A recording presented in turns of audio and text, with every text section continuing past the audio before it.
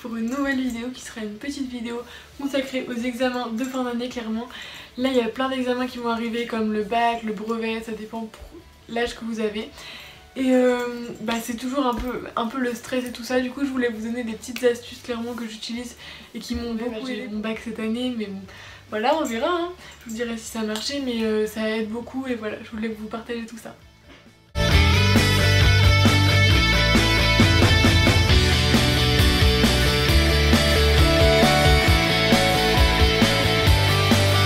Alors du coup pour commencer, premier conseil que je vous donne c'est de bien écouter vraiment en cours parce que ça c'est vraiment c'est là que ça va commencer à rentrer dans votre tête. Et genre bien noter les cours aussi parce que si à la fin de l'année vous avez que la moitié de vos cours, enfin c'est fichu, enfin vous pourrez jamais rattraper. Du coup notez bien et prenez vraiment tout en note.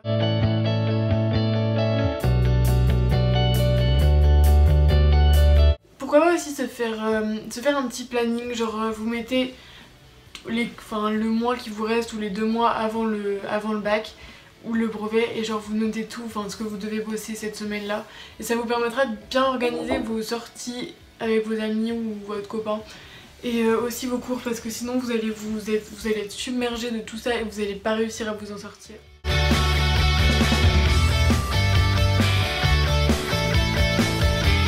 Ça c'est hyper essentiel, mais avoir un bon espace de travail parce que quand vous bossez et que genre vous avez des choses à côté qui vous donnent envie, enfin je sais pas, vous avez votre téléphone, vous avez la radio, la télé ou je sais pas quoi, vous allez pas réussir franchement et il faut vraiment vous couper du monde, vous mettez sur une table, il y a rien, il y a votre cahier, vous êtes là, vous êtes concentré et là hop ça va passer crème franchement.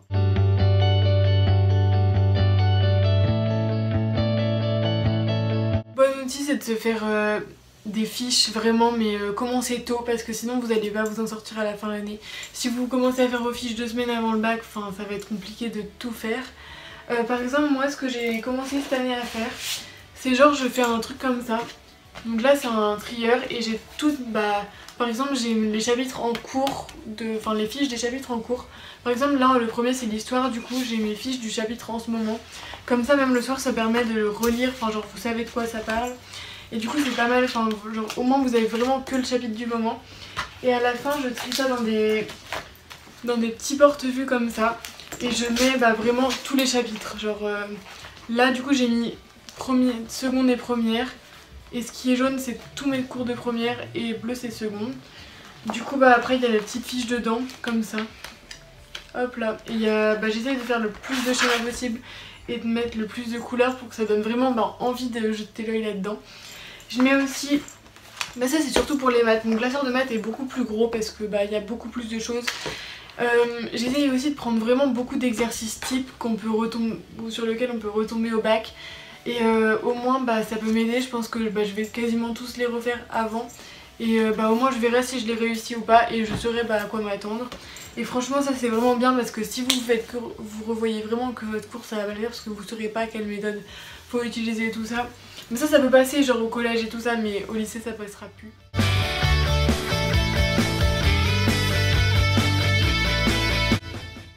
Sinon si vous êtes plus en 3ème, moi ce que j'avais fait je les ai gardés clairement. J'ai pris des porte-vues et j'ai mis plusieurs matières du coup parce que j'avais beaucoup moins de choses au collège comme cours. Et j'ai mis, là c'était maths, histoire, français, rien à voir hein, mais j'ai tous mes cours, genre des trucs de la 6ème même que j'avais pas compris. Et franchement il y a plein de choses et des fois ça m'arrive de retourner dedans même au lycée quand j'ai besoin de formules et des trucs comme ça. Du coup ça c'est bien utile en plus de les garder après. Et c'est bien de synthétiser parce que quand on est au collège et qu'on doit tout revoir notre programme depuis genre la 6ème, c'est impossible clairement 4 ans, c'est bien de synthétiser.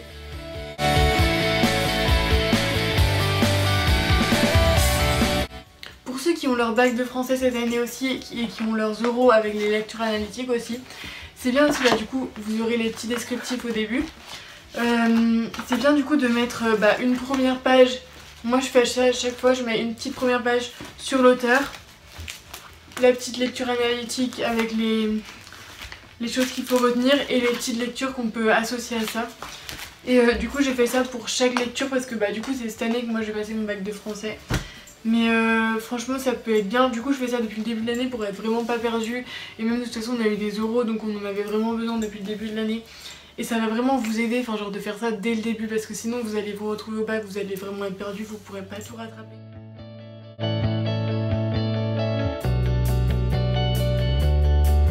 C'est aussi qu'il existe des playlists pour travailler en musique. Bon, moi j'utilise une de Spotify et bah elle est vraiment pas mal, mais je peux pas l'utiliser tout le temps parce que ça m'aide pas non plus de ouf à me concentrer. Genre c'est vraiment quand j'ai pas trop envie de travailler et faut que je m'y mette quoi, ça me donne un peu de courage. Mais sinon je sais pas, ça dépend vraiment des personnes. Si ça vous dérange pas d'avoir de la musique, bah autant prendre une musique comme ça qu'une musique avec... parce que du coup il y a pas trop de paroles. Et enfin genre ça vous détend un peu, mais du coup c'est plutôt cool. Mais si vous écoutez genre du rap ou de la musique genre avec vraiment des paroles que vous comprenez, bah ça va pas le faire parce que vous allez être plus concentré là-dessus que sur votre cours.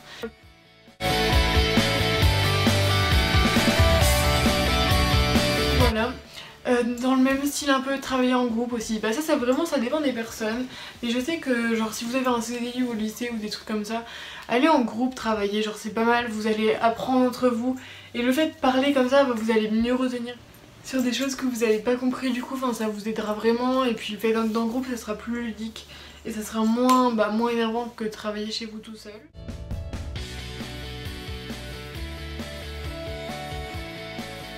Alors faut aussi du coup dans votre planning incorporer des pauses, hein. Enfin genre faut pas bosser tout d'un long, genre tout d'un long parce que sinon vous allez arriver au bac, vous serez crevé ou au brevet, vous en pourrez plus et du coup ça sera inutile tout ce que vous aurez fait.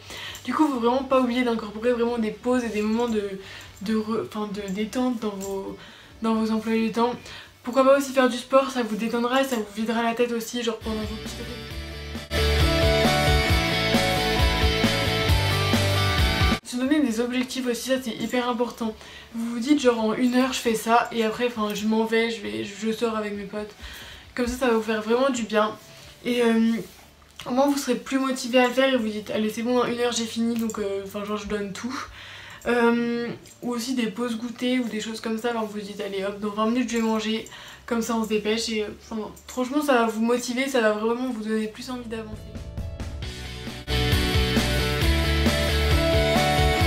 Alors pour les oraux d'anglais et d'espagnol aussi, pourquoi pas regarder des petites séries genre... Après je sais pas, il y en a vraiment beaucoup des séries en anglais genre qui proposent pour apprendre l'anglais qui sont pas mal sur Netflix. J'ai pas Netflix donc clairement je ne sais pas. Mais ça peut être pas mal franchement et ça vous aidera vraiment à vous familiariser avec la langue.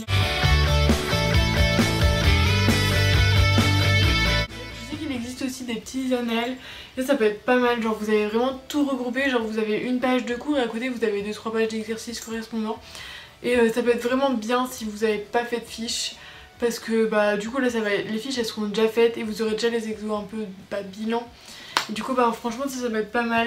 Je sais qu'au brevet ils font des globes avec toutes les matières, moi j'en avais acheté un comme ça, je vous le mettrai en photo juste ici.